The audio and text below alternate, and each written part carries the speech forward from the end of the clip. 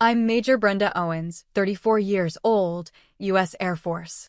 I earned my commission at 23 on a ROTC scholarship and spent a decade coordinating air-ground missions in combat zones. For years I backed my father financially, showed up for every event, and absorbed his sarcasm in silence, because that's what family was supposed to mean. But when he mocked my service in front of a room full of guests at my stepsister's wedding, and the Navy SEAL he was praising stood up and told him I'd once saved his life, I made a different choice. Have you ever been dismissed or humiliated by someone you gave everything to? If so, you're not alone. Tell me your story in the comments. And if you've ever had to stand up for yourself after being undervalued, hit that like button and subscribe for more true stories about boundaries and self-respect. What happened next might surprise you. I sat near the back of the reception hall, dress blues crisp against the white folding chair, watching my father work the room like he always did. Richard Owens had that gift, the kind of charisma that made strangers feel like old friends within minutes. He moved between tables with a wine glass in one hand and a story ready on his lips, his retired contractor swagger still intact at 63. The string lights overhead cast everything in that warm, forgiving glow that makes wedding receptions feel like they exist outside of real time. My stepsister Jessica looked beautiful up at the head table, her hand resting on her new husband's arm. Lieutenant Commander Drew Mason sat beside her with the kind of quiet presence I recognized immediately, not shy, just economical with his energy. Navy SEAL. You could tell from the way he tracked the room without seeming to, the way he held himself like he was ready to move in any direction at any moment. He was probably 36, maybe 37, with the weathered look of someone who'd spent serious time in the sun and the dark both. I'd been back stateside for 3 months after my rotation in Helmand Province. Captain Brenda Owens, 03, United States Air Force. I coordinated air-ground operations, which sounds cleaner than it actually was. Most people heard Air Force and pictured desk work, air conditioning, relative safety. They weren't entirely wrong about the first two. The third part was more complicated. My father caught my eye from across the room and raised his glass with that familiar grin.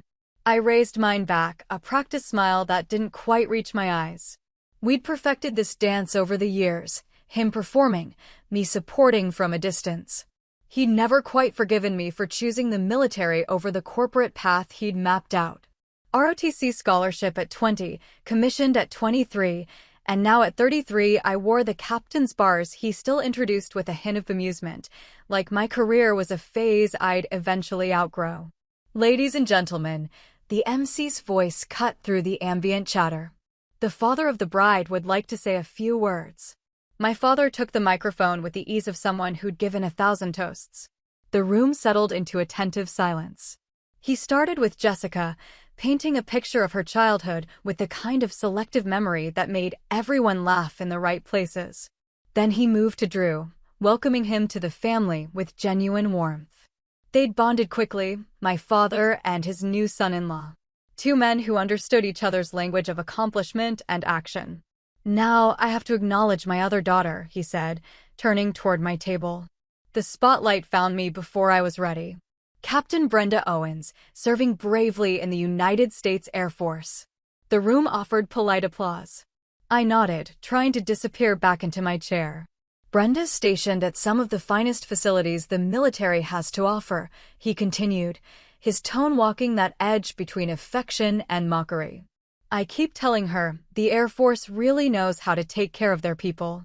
5-star hotels, from what I understand. Scattered laughter. I kept my expression neutral, fingers wrapped around the stem of my water glass. This was familiar territory. My father's humor had always carried teeth, and over the years I'd learned to let the jokes land without flinching. The alternative, correcting him, defending myself, only ever made things worse. But then his voice shifted, just slightly. The playful edge sharpened into something else. You know, we're living in a time where everyone wants to be a victim, he said, still smiling but with his eyes hardening at the corners. PTSD this, PTSD that.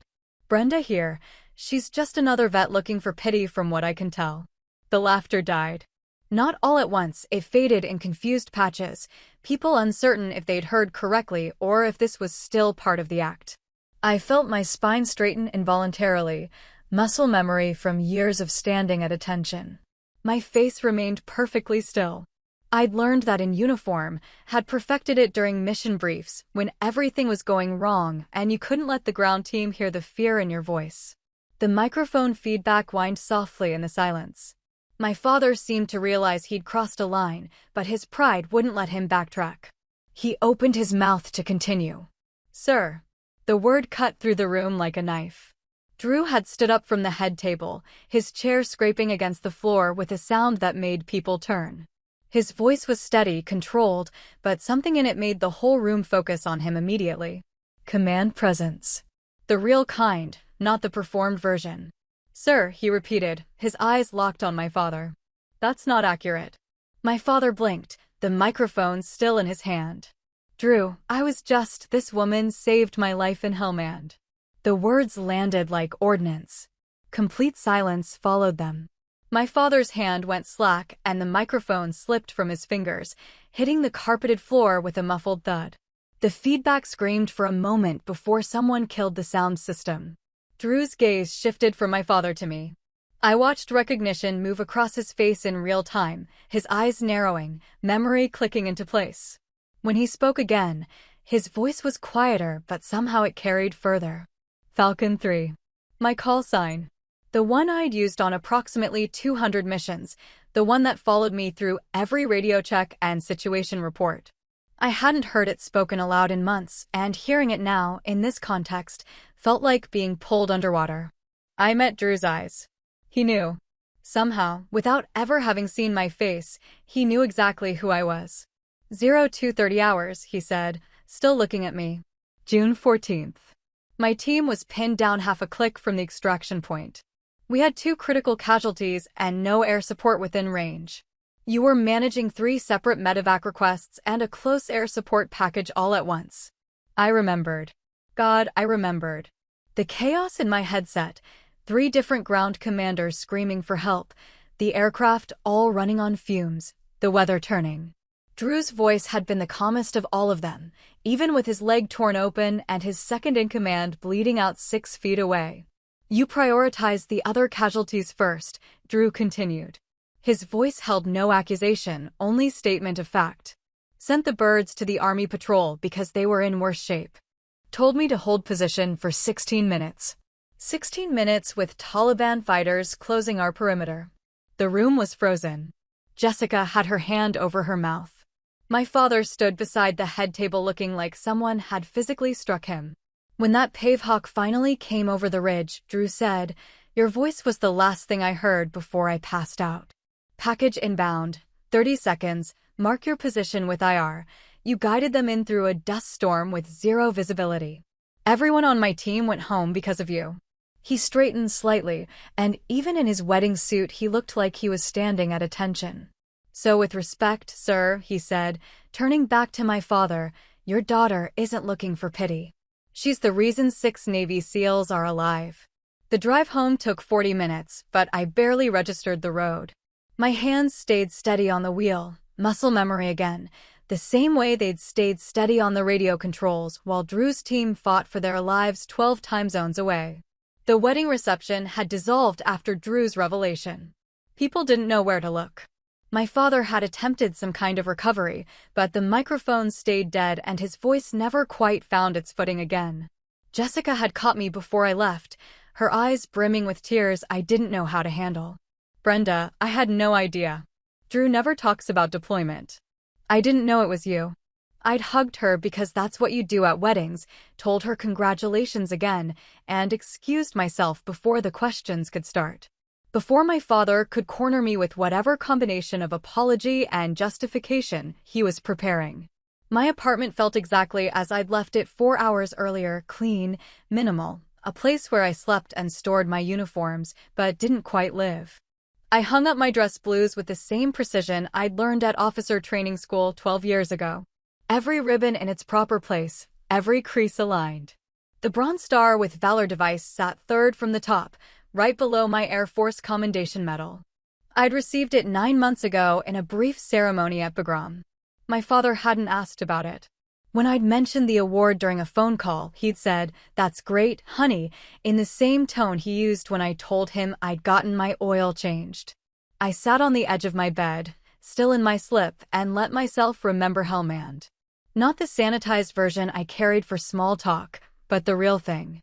The weight of the headset pressing against my skull for 16-hour shifts. The taste of dust that no amount of water could wash away. The controlled chaos of managing assets across a theater where every grid coordinate represented someone's son or daughter fighting for their life. I'd been 23 when I commissioned as a second lieutenant, fresh out of ROTC and certain I was going to change the world. My father had skipped the ceremony. Business trip to Houston, non-negotiable client meeting. My mother had come, divorced from him by then, and she'd pinned on my butter bars with hands that shook slightly. She died of cancer 2 years later, never having seen me make first lieutenant. By 26, I wore the railroad tracks of a captain. By 29, I was running air operations in one of the most dangerous provinces in Afghanistan. The promotion board had noted my exceptional performance under combat conditions and uncommonly mature judgment. What they meant was that I could keep my voice level while watching helmet camera footage of Americans dying and making the call about which ones we could save and which ones were already gone. The day I saved Drew's team, I'd been awake for 19 hours.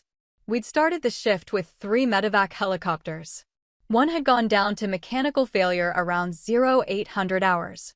The second was on a run to Kandahar with a Marine who'd lost both legs. That left one bird to cover approximately 8,000 square kilometers of active combat operations. When Drew's call came in, I'd already denied 2 lower priority requests. A soldier with a gunshot wound to the shoulder who could hold position. An Afghan interpreter with shrapnel wounds who was conscious and talking. Both survivable if they waited. Both desperately needed help. Then I heard Drew's voice, clipped and professional even through the sound of gunfire. "Falcon 3. This is Viper 6. 2 urgent surgical, 1 routine. We're combat ineffective and taking fire from 3 positions. Combat ineffective. Military speak for, we can't fight anymore, we can't move, and we're going to die here if you don't help us." I'd had to make the call. The Army patrol with the spinal injury went first, completely paralyzed soldier being dragged through a kill zone by his squad. Then an Air Force combat controller who'd been hit in the chest and was drowning in his own blood. Both missions took the helicopter beyond its scheduled return time, pushed it past safety margins on fuel. Drew's team waited. 16 minutes that must have felt like hours while I coordinated the bird's approach, cleared a route through the air corridor, got close air support to suppress the Taliban positions just long enough for the extraction. 16 minutes, I said aloud to my empty apartment. 16 minutes during which Lieutenant Commander Drew Mason had held pressure on his medic's arterial bleed with one hand while returning fire with the other, his own femur fractured and his blood pressure dropping. He'd said Roger when I told him he'd have to wait. Not argued, not pleaded, just Roger and then radio silence except for position updates. That's how I knew he was good at his job. The ones who were good at their jobs trusted that everyone else was good at theirs. I'd gotten him out. Gotten all of them out. The Pavehawk had landed in a brownout dust storm so thick the pilots were flying on instruments and my voice alone, trusting the grid coordinates I fed them were accurate within meters. The crew chief had told me later that they'd found Drew unconscious in the bird, his hand still locked around his medic's wrist, applying pressure even after he'd passed out from blood loss. My father had called me 3 times during that deployment. Once to ask if I could help his buddy's son get into the Air Force Academy, I couldn't. Once to tell me about a business deal that had gone south, I'd listened politely. Once to inform me he was dating Jessica's mother, and would I please be nice about it, I had been.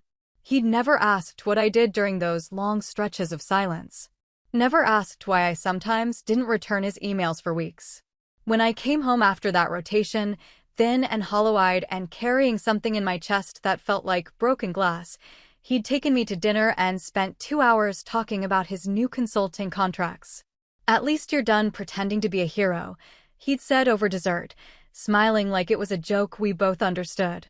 I'd smiled back and said nothing. Now I pulled my phone from my purse and scrolled through the messages.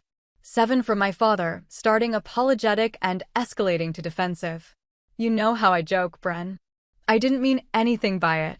You're being too sensitive about this. Call me when you're ready to be reasonable. I deleted them all without responding. Then I opened my banking app and canceled the automatic monthly transfer I'd been sending him for 3 years. $1,500 every month to help cover the mortgage after his business had struggled. Money he'd never acknowledged, never thanked me for, just accepted as his due. The confirmation screen asked if I was sure. I selected yes. Outside my window, the city lights blurred into constellations of amber and white. Somewhere in this same city, Drew was probably processing the same evening from his own angle. Jessica was probably crying, confused about how her perfect wedding had fractured along fault lines she didn't know existed. And my father was probably still trying to figure out how to spin the narrative back in his favor.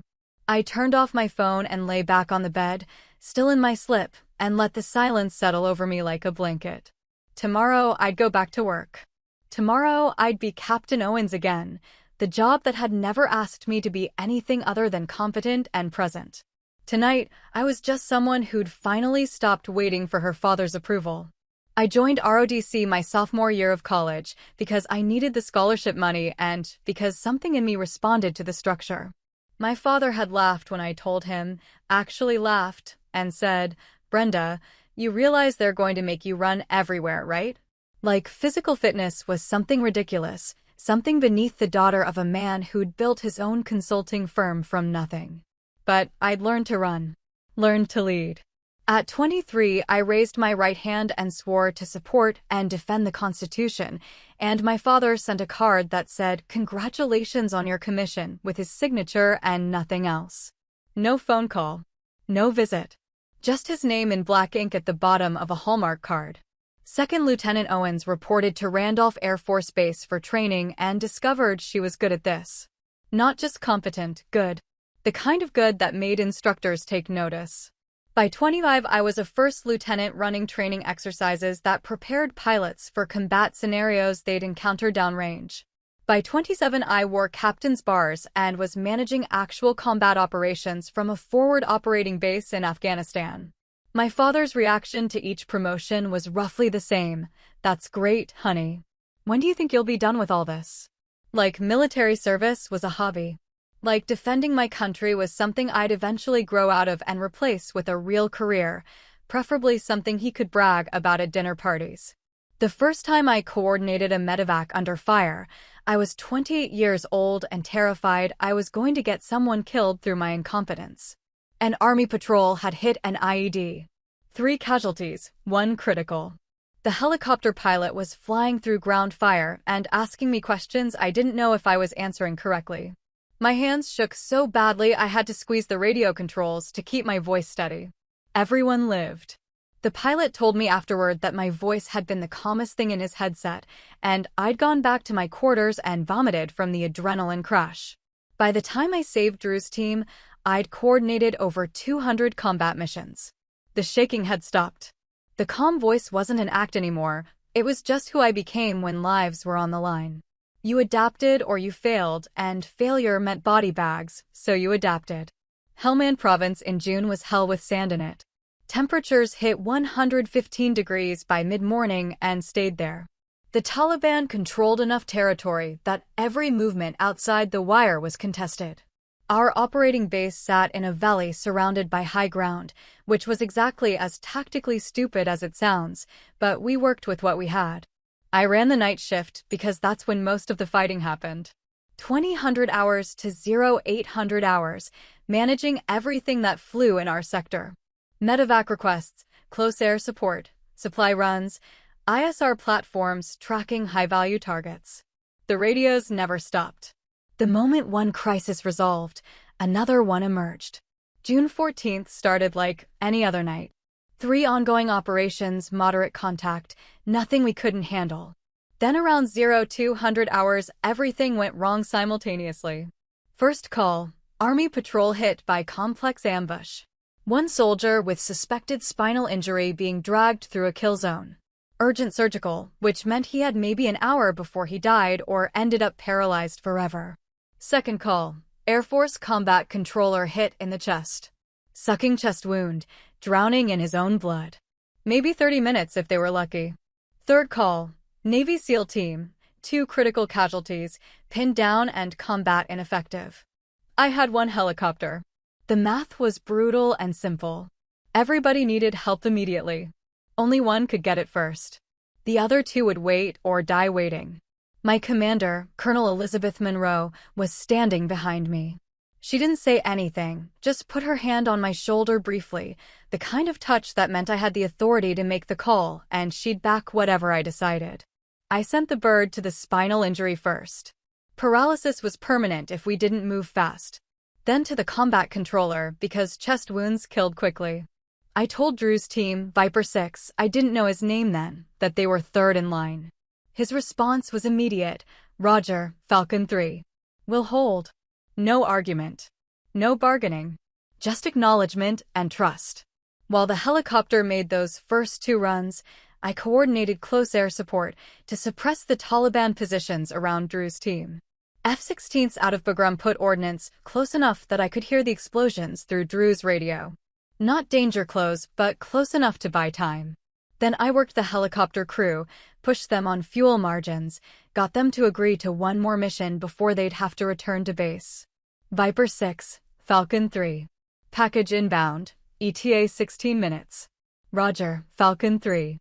Drew's voice was tight now, pain breaking through the professional calm. We'll be here. 16 minutes. The longest 16 minutes of my career, and probably the longest of his life. The helicopter pilot, a warrant officer named Chin, didn't want to make the approach. The weather had shifted. Dust storm rolling in, visibility dropping to nothing. Flying in those conditions was how helicopters ended up in mountains or shot down because they couldn't see the ground fire until it hit them. Chin, I need you to trust me, I said. I will guide you in. I've got eyes on satellite ISR. I can see what you can't. Falcon 3, if we go down, you're not going down. I've got you. I didn't know if I had him.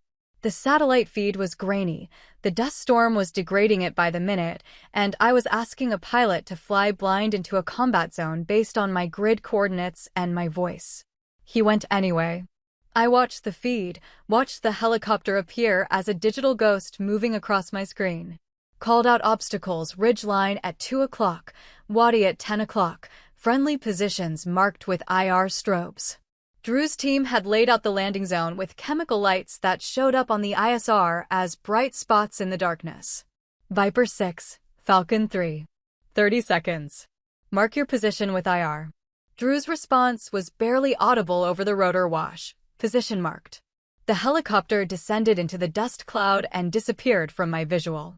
Chin was flying on instruments and my voice now. 15 seconds. 10 seconds. 5. Bird away, Chin reported, which meant they'd loaded the casualties and were lifting off. I didn't realize I'd been holding my breath until my lungs started burning. Falcon 3, Viper 6, Drew said. His voice was fading.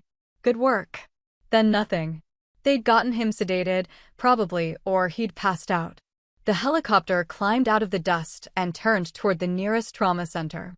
I watched the digital icon move across my screen until it left my sector.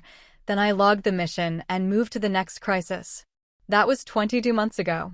I'd been home for 3 months, out-processed from that deployment, and I'd never met any of the people I saved.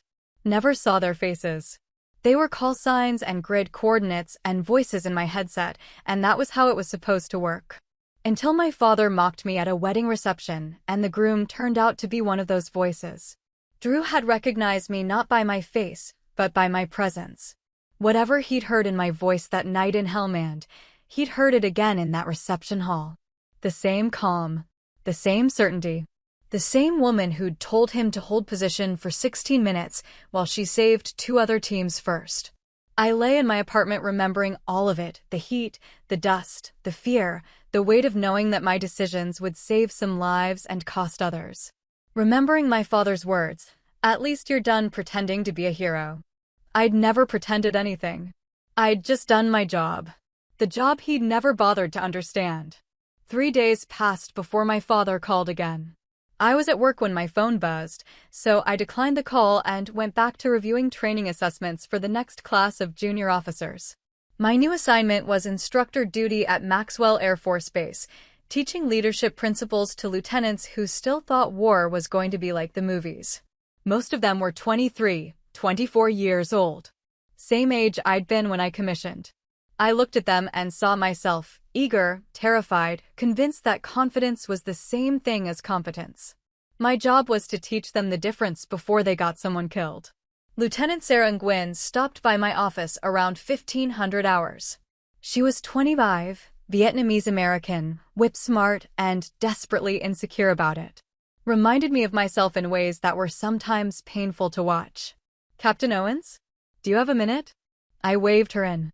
She sat across from my desk, holding a training manual like it was a shield.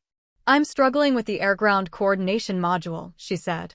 "I keep freezing during the simulations. Everyone's talking at once, and I can't prioritize." I'd written half the curriculum for that module based on my time in Helmand. The simulations were deliberately chaotic, multiple casualties, limited assets, impossible decisions. The point wasn't to teach them the right answer. The point was to teach them that there often wasn't one. "Walk me through your last simulation," I said. She did.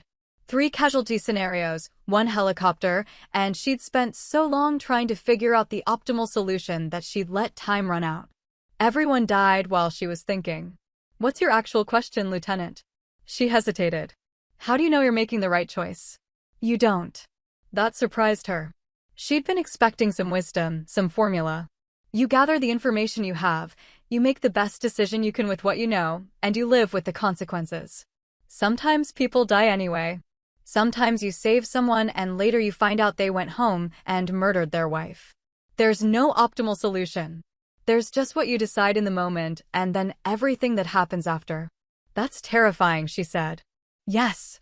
She left looking thoughtful instead of defeated, which was progress. I watched her go and thought about all the lieutenants I'd trained, all the voices I'd guided through chaos. How many of them were out there right now, wearing captain's bars or major's oak leaves, making impossible decisions because I'd taught them how? My father called again that evening. I was running at the time, trying to burn off the restlessness that had been following me since the wedding.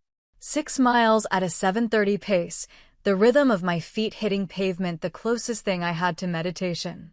I stopped at a park bench to check my phone. Missed call from Richard Owens.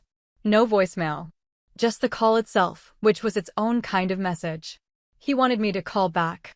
Wanted to be pursued. I put my phone away and finished my run. On Friday, Jessica texted, "Can we talk?" "Please." We met for coffee on Saturday morning. She looked tired, her wedding glow already faded into the stress of whatever was happening at home. Drew had deployed again, she told me. Short notice, somewhere she couldn't ask about.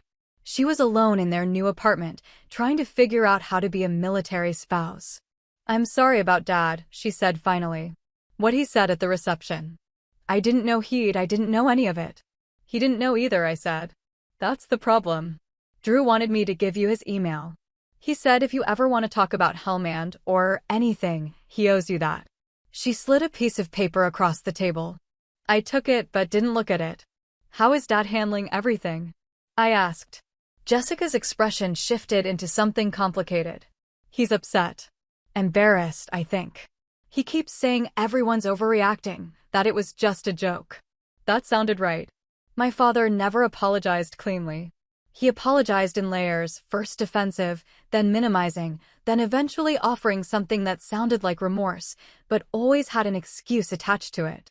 "Have you talked to him?" Jessica asked. "No. Are you going to?" I stirred my coffee, watching the cream spiral into patterns. "I don't know yet." The truth was more complicated.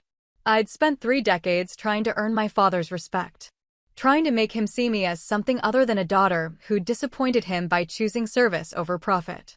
Every promotion, every award, every mission had been offered up like proof. See what I can do? Am I enough now? And he'd never seen it. Never asked. Never cared to understand that the woman in the Air Force uniform was doing something that mattered, something that saved lives, something worth respecting. It had taken Drew's public declaration to make him realize there might be more to my career than hotel rooms and desk work. But that realization hadn't come from any internal recognition of my worth. It had come from embarrassment. From being called out in front of a room full of guests. From having a Navy SEAL tell him he was wrong. He was sorry he'd been embarrassed. I wasn't sure he was sorry he'd been wrong. He asked me to talk to you, Jessica said quietly. He wants to make things right. Then he can call me himself. Not send you as an intermediary. She nodded, looking miserable. This wasn't her fault. She was 29 years old and caught between her new husband and her father, trying to smooth over tensions she hadn't created. I'm not angry with you, I told her. This has nothing to do with you and Drew. Okay. We finished our coffee talking about safer things, her new job, the apartment she and Drew were fixing up, whether she wanted to get a dog. Normal sister conversation, the kind we'd never quite managed when we were younger. Our parents' marriage had been brief and bitter, the divorce finalizing when I was 19 and she was 15. We'd been thrust into each other's lives and then separated before we could figure out how to be siblings. Maybe there was something salvageable there. Maybe we could build something real without our father's dysfunction coloring every interaction. When I got home, I opened my laptop and stared at Drew's email address. He'd written it himself in neat block letters. lcdr.mason@navy.mil. I started typing twice and deleted it both times. What did you say to someone who'd saved your career by defending you? Who'd given you something you'd been chasing your whole life? Validation from your father, except it felt hollow now because it had required a witness. Finally, I wrote, Lieutenant Commander Mason, thank you for your honesty at the reception. I'm glad you and your team made it home. Respectfully, Captain Brenda Owens. Professional. Clean. Nothing that required a response. He replied within an hour, Captain, the honor was mine. If you're ever near Virginia Beach, first beer's on me. The whole case, actually. Fair winds, Drew. I smiled despite myself. Then I closed my laptop and went back to the training assessments waiting on my desk. My father called again on Sunday. This time I answered. Brenda. His voice was careful. Thank you for picking up. What do you want, Dad? A pause. He wasn't used to me being direct. I'd always been the peacemaker, the one who smoothed things over and accepted his non-apologies with grace. I want to talk about what happened, he said. I think we should have dinner. Clear the air. I don't think that's necessary. Brenda, I'm your father, and I'm your daughter, who you've spent my entire adult life dismissing. So no, I don't think dinner is necessary. I think we're exactly where we've always been. You just had to hear it from someone else first. I hung up before he could respond. My hands weren't shaking. My voice had been steady. I felt nothing except a strange, clean absence where obligation used to live. The promotion board met in August. I'd submitted my package for Major 6 months earlier, back when I was still in Afghanistan and running on 4 hours of sleep and cold coffee. The Air Force promoted you on a combination of time in service, performance evaluations, and how badly they needed your particular skill set. I'd checked all the boxes. 28 months as a captain, top-tier evaluations from 3 different commanders, combat deployments, and a Bronze Star that suggested I was good under pressure. Still, you never knew until the results came through. The Air Force could decide you were valuable where you were and keep you there indefinitely. Or they could decide you were exactly what they needed in the next tier of leadership. Colonel Monroe called me into her office on a Tuesday afternoon. She was 51 years old, had been flying jets back when the Air Force still wasn't sure what to do with women in combat roles, and had exactly 0 patience for politics or inefficiency. Congratulations, Major Owens, she said, handing me the official letter. Oh, 4. Field Grade Officer. The rank where you stopped being a junior officer learning the ropes and became someone responsible for shaping policy and developing the next generation. Most people made major around 33, 34 years old. I'd just turned 34 last month. Thank you, ma'am. You earned it. She studied me for a moment. How are you doing? Monroe knew about the wedding reception. Not because I'd told her, but because Drew had sent a letter to my chain of command describing what happened in Helmand and requesting it be added to my service record. Professional courtesy from one officer to another, making sure my actions were properly documented. I'm fine, ma'am. Your father. Not relevant to my career, ma'am. She nodded slowly. Monroe had 3 daughters and an ex-husband who couldn't handle being married to a woman who outranked him. She understood complicated family dynamics. The board liked your training curriculum, she said. They want you to expand it. Develop a comprehensive air-ground coordination program for Maxwell. You'd be building something from scratch that'll shape how we prepare junior officers for the next decade. It was exactly the kind of assignment that made careers. High visibility, high impact, working directly with senior leadership. The kind of thing that positioned you for lieutenant colonel and eventually colonel if you played it right. I'm honored, ma'am. Don't be honored. Just do the work. I left her office with the promotion letter in my hand and a new assignment that meant I'd be staying at Maxwell for at least 3 more years. Stability. Purpose. A chance to pour everything I'd learned in Hellmand into making sure the next generation didn't have to learn it the same hard way. My father found out about the promotion through Jessica. She texted me that evening. Dad says congratulations on Major. He didn't call. Didn't text. Just sent word through my stepsister like we were feudal families communicating through envoys. I didn't respond. Lieutenant Gwynn bought me coffee a week later to congratulate me. She'd heard through the informal network that I was being promoted and that I'd be staying on as an instructor. I'm glad you're not leaving, she said. You're the only instructor who doesn't treat us like we're stupid for being nervous. Being nervous is fine. Being paralyzed by nerves gets people killed. She smiled. See? That's what I mean. Everyone else just tells us to be confident. You tell us the truth. The truth was harder than confidence. Confidence was something you performed. Truth was something you earned through failure and repetition until it became automatic. Until you could keep your voice level while watching people die and making decisions that would haunt you forever.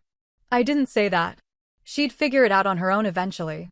September brought new students and new responsibilities. As a major, I didn't just teach anymore. I designed curriculum, evaluated instructor performance, and sat in meetings where senior officers debated training philosophy like it was theology. The Air Force loved meetings. Loved acronyms and metrics and PowerPoint presentations that turned simple concepts into 40-slide decision matrices. I was good at it despite hating it.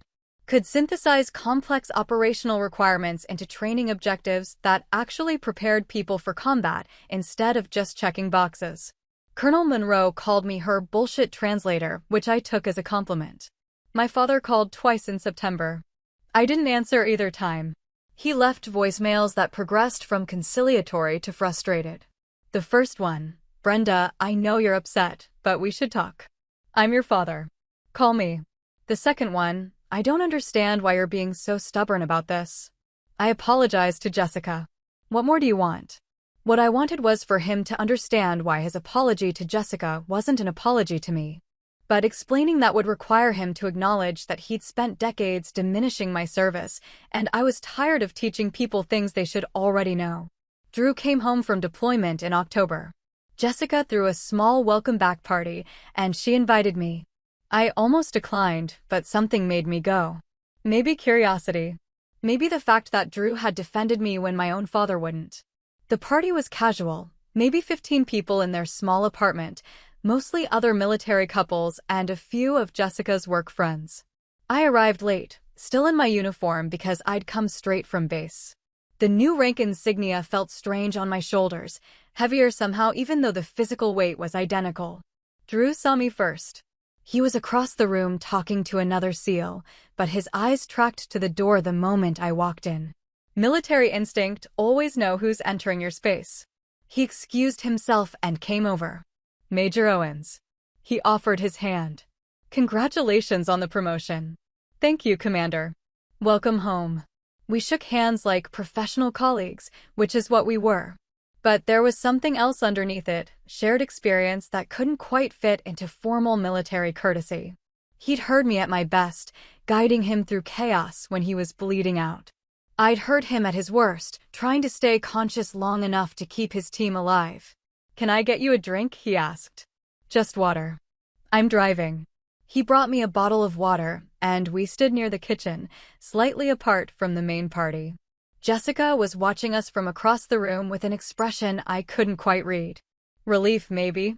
Or hope that whatever fracture had opened at the wedding might somehow heal. I wanted to thank you, Drew said quietly, for not making a big deal about the wedding. You could have. You had every right to. It wasn't about me. It became about you the moment your father decided to use his speech as a roast. Drew's jaw tightened slightly. I'm sorry that happened. I'm not sorry I said what I said. Don't be. It was the truth. Yeah. He took a drink of his beer. Your father reached out to me actually. Asked me to talk to you on his behalf. I wasn't surprised. My father had always been good at finding intermediaries. What did you tell him? That I don't work for him, and he should handle his own family relationships. Drew smiled without humor. He didn't love that. I imagine not. We stood in comfortable silence for a moment. Party noise filled the space around us, laughter, music, the overlapping conversations of people who felt safe enough to relax. Military families celebrating the fact that everyone had made it home this time. Tomorrow someone else would deploy, someone else would wait by the phone, someone else would wonder if this would be the mission that didn't end well. But tonight everyone was home. For what it's worth, Drew said, I think what you're doing now matters as much as what you did in Helmand. Maybe more. Training the next generation to not make the mistakes we made, that's how we actually get better at this.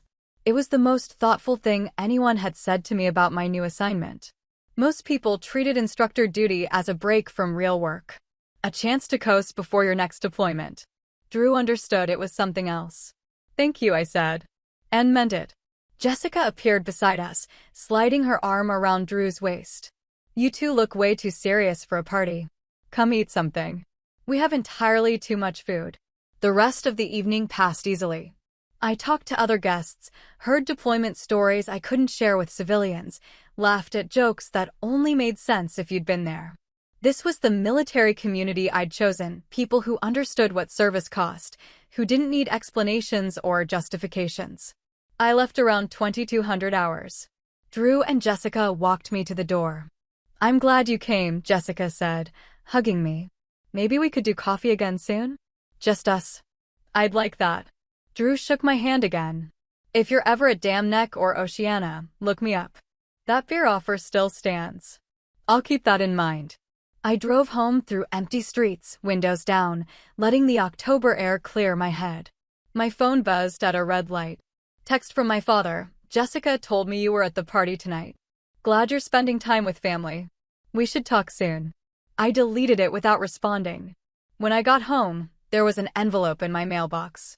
Heavy paper, my father's handwriting on the front. No return address, which meant he'd either dropped it off himself or paid someone to deliver it. I carried it inside and set it on my kitchen counter, unopened. It sat there for 3 days. Every morning I'd see it while making coffee, and every morning I'd leave it sealed. Whatever he'd written, I wasn't ready to read it. Maybe I'd never be ready. On the 4th day, Colonel Monroe stopped me after a staff meeting. Your father's been calling the base. I closed my eyes briefly. Ma'am, I apologize, don't. I told him to stop or I'd have him flagged for harassment. Just giving you a heads up that he's escalating. Understood, ma'am. Thank you. That evening, I finally opened the envelope. The letter was 2 pages, handwritten. My father's careful script, the penmanship he used for important documents and client correspondence. He started with an apology, a real one or close to it. Acknowledged that he dismissed my service. Admitted that Drew's revelation had forced him to confront things he'd been avoiding. Then it shifted into explanation. How hard it had been when I chose military over business. How scared he'd been every time I deployed. How he'd used humor to cope with fear, and somewhere along the way the humor had turned cruel. The last paragraph, I'm proud of you, Brenda. I should have said that years ago. I should have asked what you did instead of assuming. I should have been a better father. I don't know if we can fix this, but I'd like to try. I read it twice, then folded it carefully and put it back in the envelope. Pride. Finally. But it had required a Navy SEAL to tell him I was worth being proud of. It had required public embarrassment and weeks of silence. It had required Jessica playing intermediary and Drew refusing to be his messenger and Colonel Monroe threatening him. It had required everything except what should have been enough from the beginning: me, his daughter, doing work that mattered. I didn't throw the letter away. I put it in my desk drawer under some old tax documents and forgotten birthday cards. Maybe someday I'd respond. Maybe someday the pride he'd finally found would be worth acknowledging. But not today. Today I had lesson plans to review and junior officers to train and a program to build that would save lives I'd never meet. I had work that mattered, work that didn't require anyone's validation to be meaningful. I had chosen this life. And I was good at it. That was enough. November arrived with unseasonably cold weather and the annual Veterans Day ceremony. Maxwell hosted a large event every year, formal, well-attended, the kind of thing where generals gave speeches and the local media showed up to film B-roll for the evening news. I usually avoided these ceremonies. Preferred to spend Veterans Day quietly, maybe calling some of the people I'd served with, checking in on the ones I knew struggled with this particular holiday. But this year I'd been asked to speak. Not as a keynote, that honor went to a retired four-star general who'd commanded forces in Desert Storm. I was on the program as a voice of the current generation, which meant I had 10 minutes to say something meaningful about service, without being political or controversial or too real. I'd written the speech 3 times. The first version was too angry. The second was too detached. The third struck something close to honest without being bitter. The morning of the ceremony, I put on my dress blues with the same precision I always did. Every ribbon aligned, every crease perfect, shoes polished to a mirror shine. The Bronze Star sat in its proper place. Below it, the Air Force Commendation Medal, the Afghanistan Campaign Medal, the others I'd accumulated over 12 years of service. I looked at myself in the mirror and saw Captain Brenda Owens, now Major Brenda Owens, United States Air Force. 34 years old. Seasoned by combat and responsibility and impossible choices. Carrying herself like she knew exactly who she was. My father used to say I looked uncomfortable in uniform. Like I was playing dress-up. Standing there now, I realized he'd been wrong. I looked like myself. Everything else was the costume. The ceremony was held in a hangar converted for the occasion. Rows of folding chairs, a stage with proper lighting, more flags than strictly necessary arranged in formation behind the podium. I arrived early and found my seat in the second row, next to Colonel Monroe and some other field-grade officers. The hangar filled slowly. Active duty personnel in uniform, veterans in everything from full dress to old unit t-shirts, families and civilians who'd come to pay respects. I scanned the crowd out of habit, looking for threats that wouldn't exist here, and then I saw him. My father. Standing near the back, wearing a suit, looking distinctly uncomfortable among all the uniforms. He saw me see him. Raised his hand slightly in acknowledgement. I nodded once and looked away. He came, Colonel Monroe said quietly beside me. Apparently. You okay? Yes, ma'am. The ceremony started at exactly 10:00 hours. National anthem, invocation, opening remarks from the base commander. Then the keynote speaker, who gave a predictably stirring speech about sacrifice and duty. It was good. Well delivered. The kind of speech that made people remember why they'd served or why they were grateful to those who had. Then my name was called. I walked to the podium with measured steps, my heels clicking against the concrete floor. Stood behind the microphone and looked out at the sea of faces. Found Drew and Jessica sitting together about halfway back. Found Lieutenant Nguyen with some other junior officers. Found Colonel Monroe watching me with that expression that meant, don't screw this up. Found my father, still standing near the back, looking like he'd rather be anywhere else. Good morning, I started. My voice came through the sound system clear and steady. My name is Major Brenda Owens. I've been serving in the United States Air Force for 12 years, and I'm honored to speak with you today about what service means. I didn't read from notes. I'd memorized the speech, but more than that, I'd lived it. When people thank me for my service, I usually don't know what to say. You're welcome feels presumptuous, like I did them a personal favor. It was my honor, sounds rehearsed. So usually I just say thank you back, because the truth is more complicated than gratitude allows. People shifted in their seats, paying attention now. The truth is that I didn't serve for strangers' appreciation. I served because I believed the work mattered. Because coordinating air support for troops under fire meant someone's son or daughter came home alive. Because training junior officers meant fewer mistakes in the field. Because service isn't about glory or recognition, it's about showing up every day and doing work that needs doing. I paused, letting that settle. Some of you here today have served. You know what I'm talking about. The long hours and the impossible decisions and the weight of knowing that your actions have consequences measured in lives. You know what it means to keep going when you're exhausted, scared, and wondering if anyone outside the military even understands what you're doing or why it matters.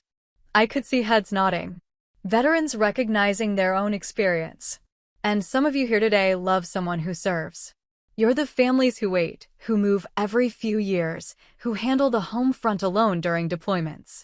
You know a different kind of service, the kind that doesn't wear a uniform but carries just as much weight. Jessica was crying. I hadn't intended that, but I kept going. What I want you to understand is this: service isn't heroic. It's just necessary. Someone has to stand post at 0300 hours. Someone has to make the hard calls. Someone has to train the next generation. We do it because it needs doing, and because we believe the work has meaning even when no one's watching. I found my father's face in the crowd. He was very still. Respect isn't something you demand. It's something you earn through consistency and competence and showing up when it matters. It's something you give to others who do the same, regardless of whether they wear a uniform or not. The best thing you can do for veterans isn't thank us. It's understand that we're just people who chose work that mattered, and then trust us to know what that work entailed. I wrapped up with the standard closing about honoring service members past and present, then stepped away from the podium. The applause was polite, appropriate. Not the standing ovation the keynote speaker had received, but I hadn't been going for applause. After the ceremony ended, people approached me. Veterans wanting to share their stories. Families thanking me. Junior officers asking questions about deployments. I handled each conversation with patience, present for each person even as I tracked my father's position in my peripheral vision. He waited until the crowd thinned, then approached carefully. Like he wasn't sure if I'd talk to him. Brenda. Dad. We stood facing each other, both of us uncertain. He looked older than I remembered. More gray in his hair, deeper lines around his eyes. Carrying his own weight. That was a good speech, he said finally. Thank you. I got your letter. The one you didn't send. Jessica told me you kept it. I stayed silent. I know I don't deserve another chance, he continued.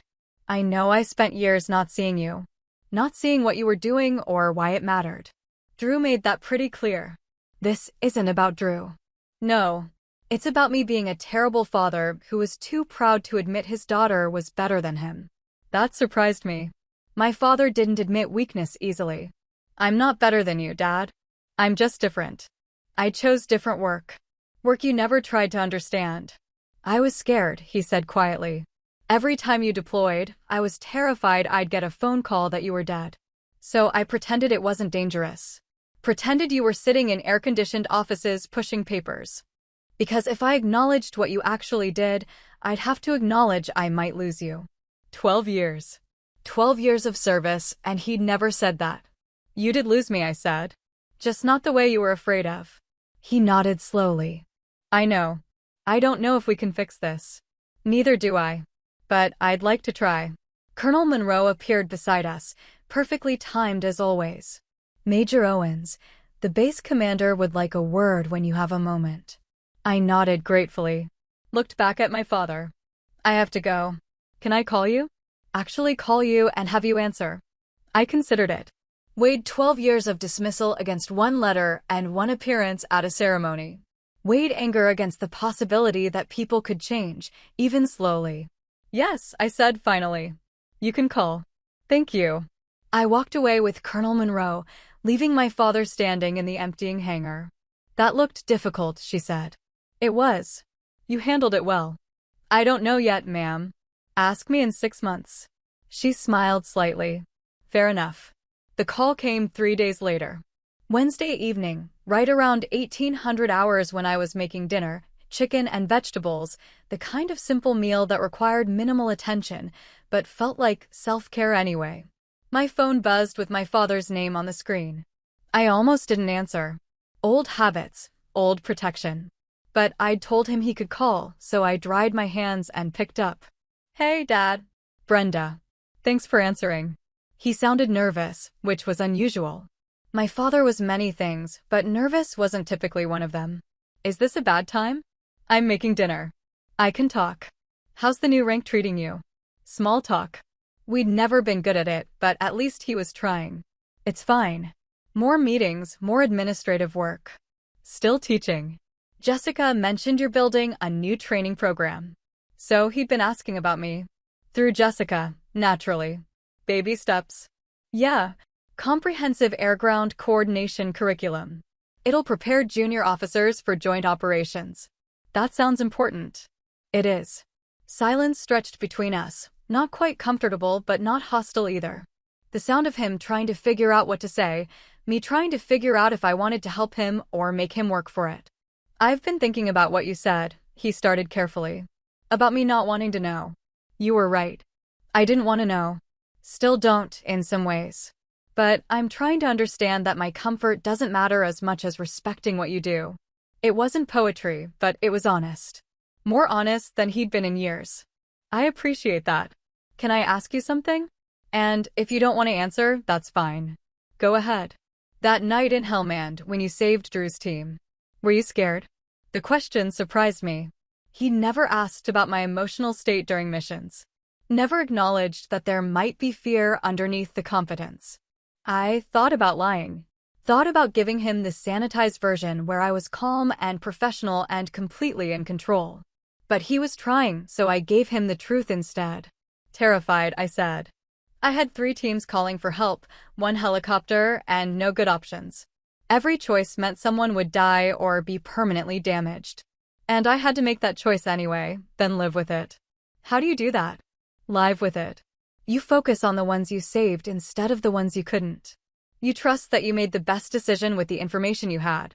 And you keep going because stopping means someone else has to make those choices, and they might not be ready. He was quiet for a long moment. I don't think I could do that. Most people couldn't. That's why it's a specific job that requires specific training. I'm proud of you. There it was. The thing I'd wanted to hear for 12 years, offered now in a quiet phone call while I stood in my kitchen stirring vegetables. It should have felt bigger. Should have filled some empty space I'd been carrying. Instead, it just felt sad. Sad that it had taken so long. Sad that it had required Drew's intervention. Sad that pride had to be learned instead of given freely. "Thank you," I said, because that's what you say when your father tells you he's proud. I mean it. I know it's late. I know I should have said it years ago. But I mean it now. I know you do. We talked for another 20 minutes. Surface-level stuff mostly. His work, my work, Jessica and Drew's plans to buy a house. Testing the waters of what normal conversation might look like between us. It wasn't comfortable, but it wasn't painful either. Just 2 people trying to figure out how to be family when family had been fractured for so long.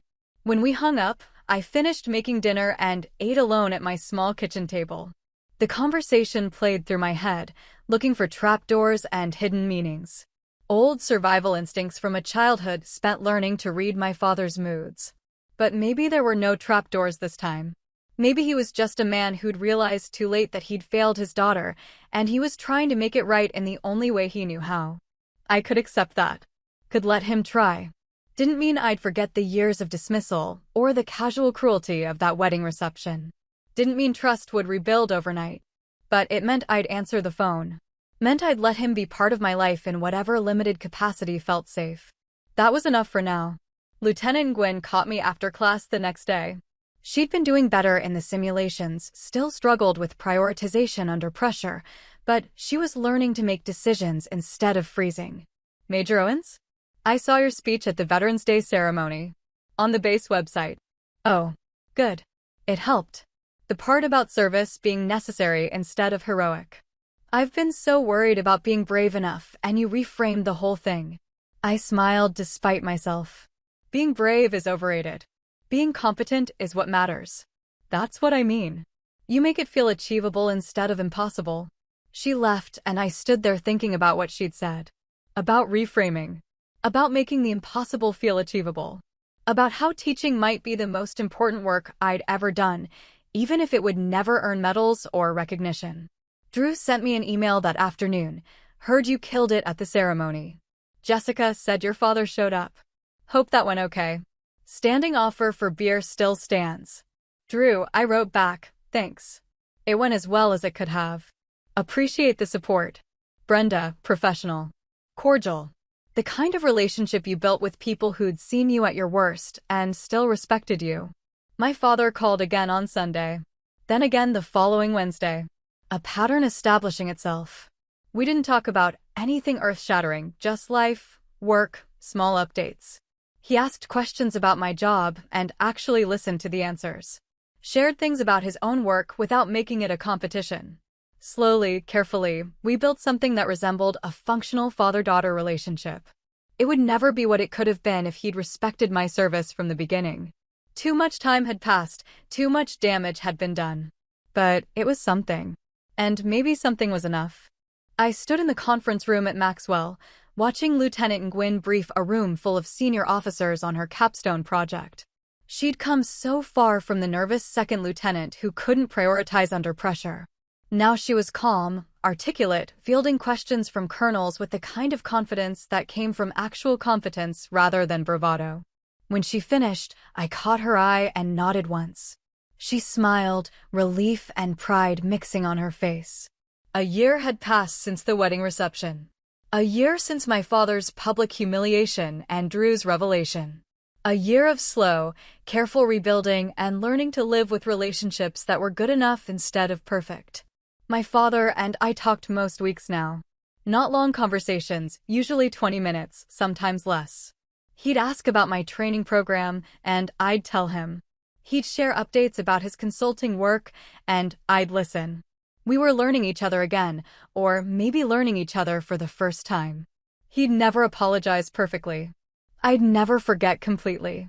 But we'd found a rhythm that worked. He'd asked to visit last month. Wanted to see where I worked, meet Colonel Monroe, understand what my life actually looked like. I'd said yes, and he'd flown down for a weekend. I'd shown him around the base, introduced him to my fellow instructors, let him sit in on one of my classes. Watching him watch me teach had been strange, seeing him see me as the professional I'd always been, but he'd never acknowledged. You're good at this, he'd said afterward, sounding surprised. I know, I'd replied. Not defensive, just factual. Drew and Jessica had their first baby in March. A daughter they named Emma. I'd visited them in Virginia Beach, held the tiny human who had Drew's eyes and Jessica's smile, and felt something unexpected, the sense of family expanding instead of fracturing. Drew and I had fallen into an easy friendship built on mutual respect and shared understanding. We didn't talk about Hellman much. Didn't need to. The knowledge of what had happened that night existed between us like bedrock, solid and unspoken. You're good with her, Jessica had said, watching me hold Emma. You should think about having kids. Maybe someday, I'd replied, non-committal. The truth was I couldn't imagine it yet. My life was full, demanding job, fulfilling work, a version of peace I'd fought hard to find. Adding children felt like something for a different version of myself, one I might grow into eventually, but wasn't ready for now. My training program had launched officially in June. Comprehensive air-ground coordination curriculum, designed to prepare junior officers for the reality of combat operations. The feedback had been overwhelmingly positive. Other bases were asking for the materials.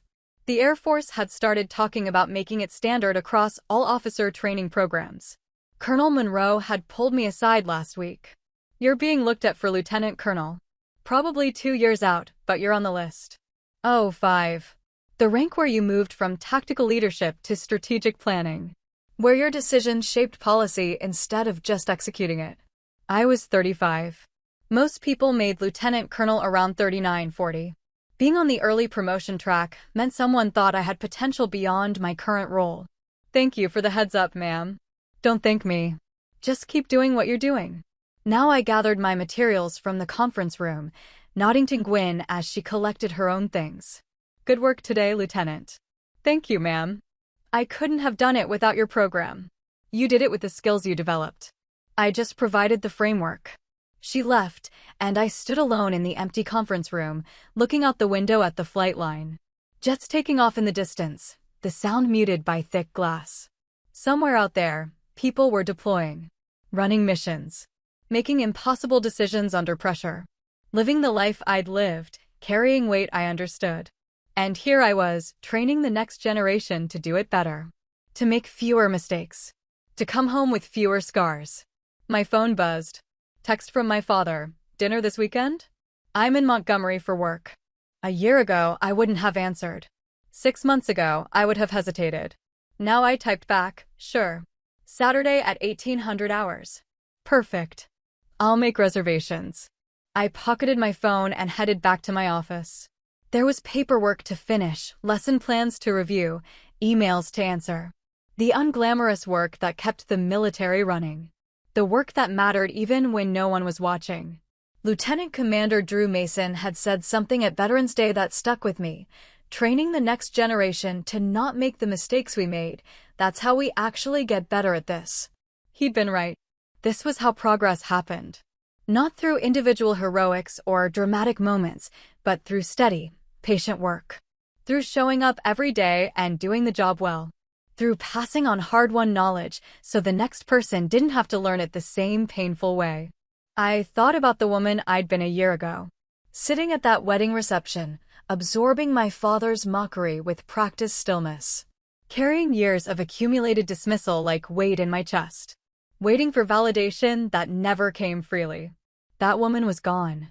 Or rather, she'd evolved into someone who didn't need external validation anymore. Who knew her worth independent of anyone else's recognition. Who could accept her father's belated pride without letting it fill spaces that had learned to exist without it. Respect wasn't given because of blood. It was earned and kept by how you carried yourself when no one else was watching. I'd earned it. From Drew and his team. From Colonel Monroe and Lieutenant Gwyn and countless others I'd trained and guided. From myself, which was the only validation that had ever really mattered. My father's pride was a bonus. Welcome, but not necessary. Not anymore. I sat down at my desk, opened my laptop, and got back to work. There were junior officers to train, missions to prepare them for, lives to save through better preparation. The work was endless and essential and exactly where I needed to be. Outside my window, another jet lifted off the runway, banking gracefully into the Alabama sky. Rising toward whatever mission waited, whatever challenges lay ahead. I watched it climb until it disappeared into the clouds, then turned back to my computer and kept working. Thanks for watching. If this resonated, tap like, subscribe, and share it with someone who needs a boundary win today. Questions for you. Has a family member ever minimized your work or service in public? What did you do? Who surprised you by stepping up when you most needed it? What boundary have you set that changed a relationship, for better or worse? If you're a veteran or first responder, how do you want loved ones to talk about your service? If you were in that reception hall, what would you have said to my father? Drop your story in the comments. Someone here needs to hear it.